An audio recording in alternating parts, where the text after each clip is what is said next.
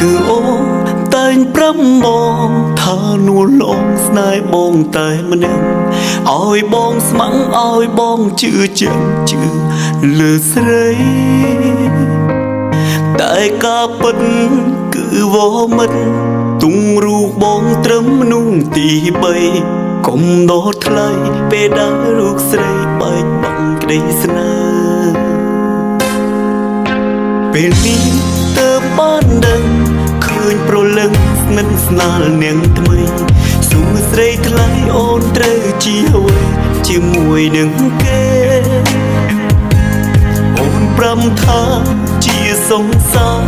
ជាមនុស្សប្រុងដែលអូនសែនស្នេហ៍តើដឹងទេថាបេះដូងបងនេះឈឺប៉ុណ្ណាបើអូនមិនស្រឡាញ់តើចាំបាច់អីធ្វើជាអាណិតធ្វើបែបនេះចង់ឲ្យបងឈួតចិត្ត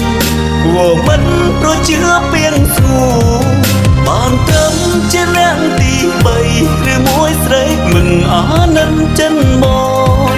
មិនស្រឡាញ់គួរអូនបានប្រាប់ពីដងបងឬមួយស្ងួនទុំបងគ្រាន់ជាអ្នកជំនួង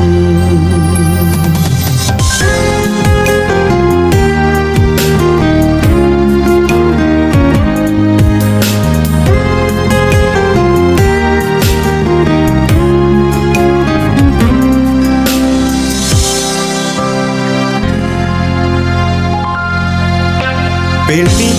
ទើបបានដឹងឃើញប្រលឹងស្និទ្ធស្នាលនាងថ្មីសួស្រីថ្លៃអូនត្រូវជាអ្វីជាមួយនឹងគេ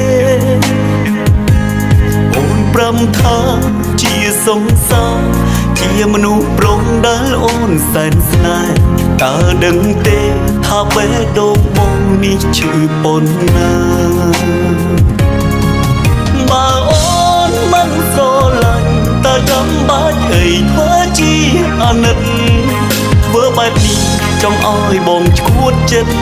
ព្រោះមិនប្រជឿពៀនសួរបានត្រឹមជារាំងទី3ឬមួយស្រីមិនអាណិតចិនបងមិនស្រឡាញ់គួរអូនបានប្រាប់ពីដងបងឬមួយស្ងួនទុំបងគ្រាន់ជាអ្នកជំនួងបើអូនមិនស្រឡាញ់តើចាំបាច់អីធ្វើជាអាណិតធ្វើបែបនេះចង់ឲ្យបងឈួតចិត្តព្រោះមិនប្រជឿពៀនសួរបានត្រឹមជារាំងទី